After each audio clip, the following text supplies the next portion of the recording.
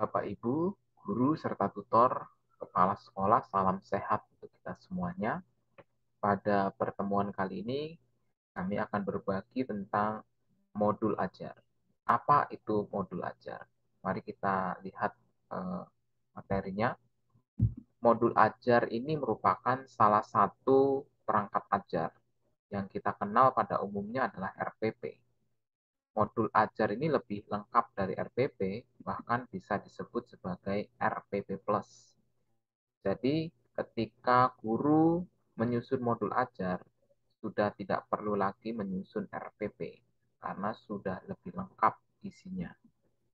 Kriteria untuk pembuatan modul ajar ini esensial, ya, yaitu mencakup pemahaman konsep mata pelajaran melalui pengalaman belajar dan lintas disiplin.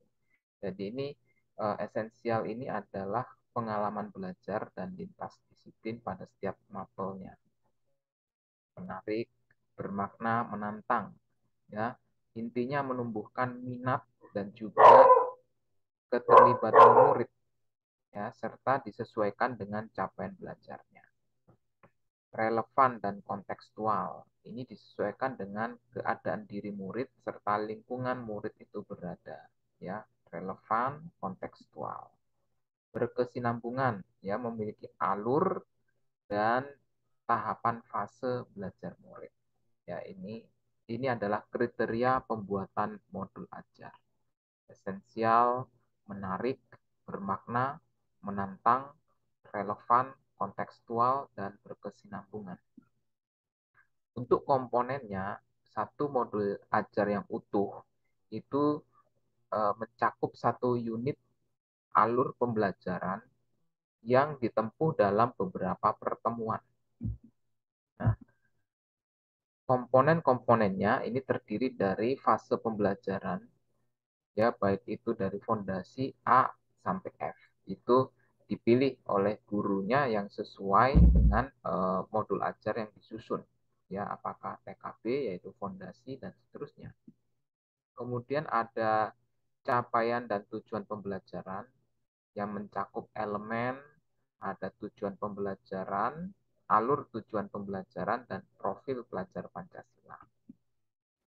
Detil penggunaan mencakup jumlah pertemuan, model belajar, online atau offline atau hibrid, sarana dan prasarana yang digunakan, persyaratan pembelajaran, yaitu materi pembelajaran sebagai syarat yang harus dikuasai oleh murid.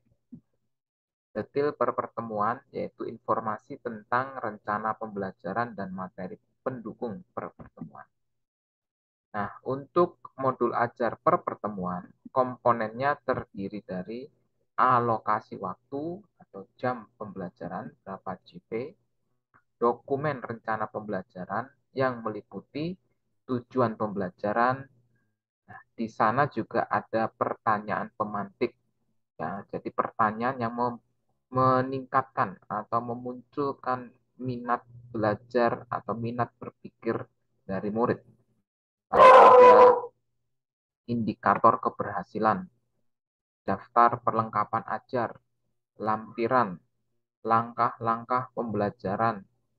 Lalu bagian terakhir adalah asesmen dan diferensiasi. Ini adalah komponen modul ajar per pertemuan. Ini adalah komponen detail, ya. Salah satu mungkin tidak ada, tetapi ini adalah komponen detailnya yang ada pada modul ajar. Kemudian jangan lupa ada dokumen material pendukung seperti bahan ajar, lembar kerja murid, asesmen, dan refleksi.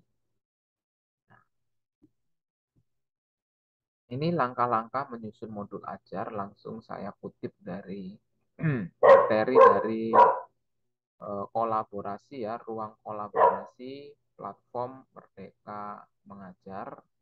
Nah, diawali kalau kita mau menyusun modul ajar, diawali dengan mempersiapkan rencana pembelajaran dan menentukan capaian pembelajaran yang sesuai.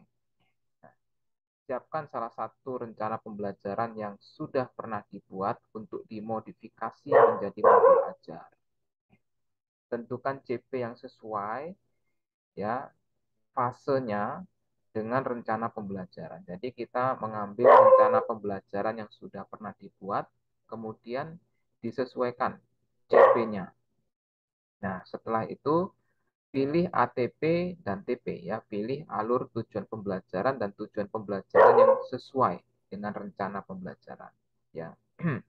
Jika kurang memenuhi karakteristik kebutuhan murid, ya silahkan dimodifikasi.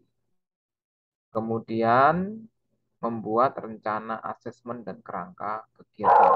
Ya, ini asesmennya dibuat, tentukan jumlah pertemuan dan alokasi waktu, buat gambaran besar kegiatan untuk tiap pertemuan, dan buat pembelajaran yang aktif dan berdiferensiasi sesuai dengan karakteristik kebutuhan murid serta lingkungan.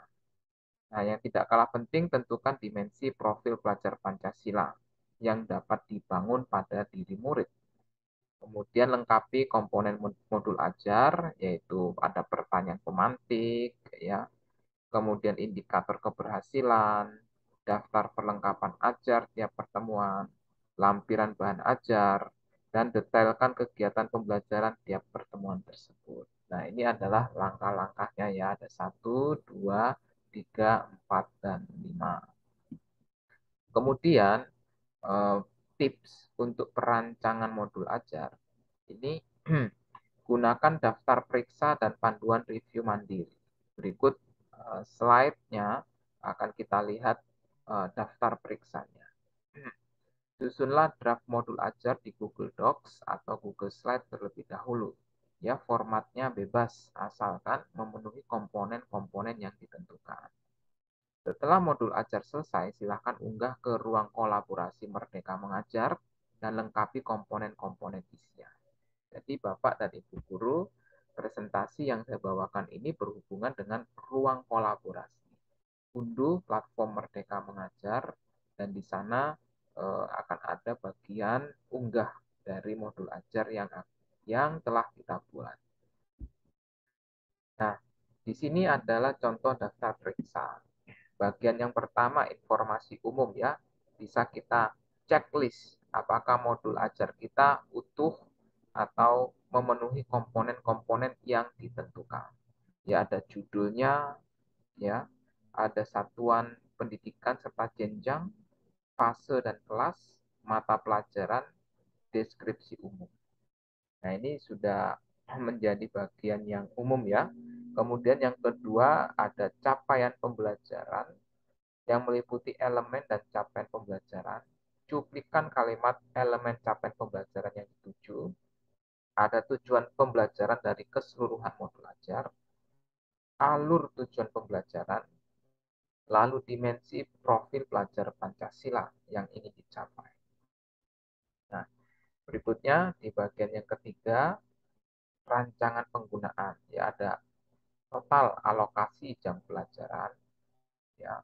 Kemudian model belajarnya, daring, luring, atau campuran, online, offline, atau hibrid. Sarana prasarana, ya, perlengkapan apa saja yang diperlukan, prasyarat kompetensi yang diharapkan diampu murid sebelum pembelajaran dimulai. Nah, jadi ini sudah ada materi prasyarat.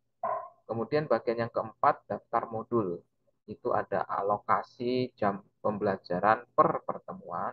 Ya, jadi ini di bagian 4 ini detail pertemuannya. Pertemuan 1, 2, 3, dan seterusnya.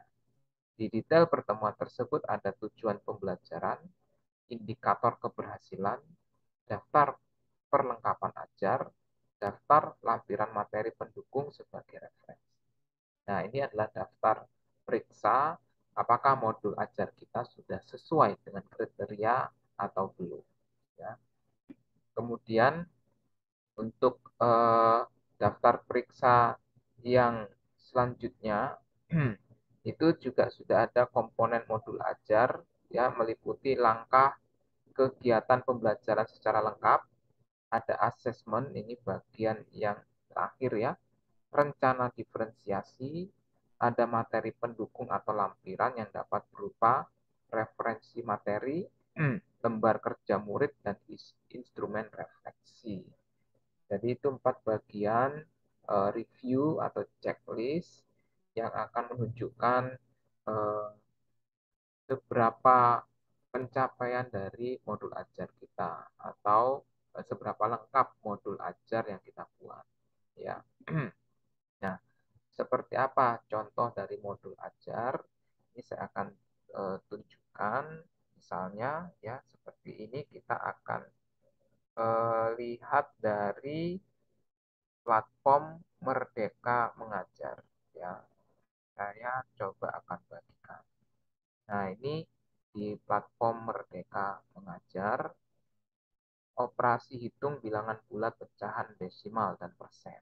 Nah, ini tentang modul ajar ya yang sudah berhasil atau lolos review ya. Di sini sudah ada capaian dan tujuan, lalu profil pelajar Pancasila yang diharapkan, yaitu mandiri dan bernalar kritis, elemennya bilangan operasi hitung, bilangan bulat, negatif, dan pecahan. Ada tujuan pembelajarannya, di sini ada detail lengkap, lalu ada daftar pertemuan. Ya, di sini ada pertemuan 1, 2, 3 ya. Kemudian ada referensi dan seterusnya. Jadi Bapak Ibu dapat melihat contoh-contoh modul ajar yang sudah lolos review ya, lolos kurasi dari Kemendikbudristek pada platform Merdeka Mengajar.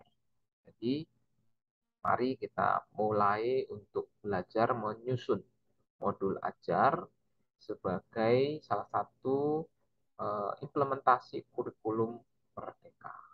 Demikian yang bisa kami presentasikan pada pertemuan ini.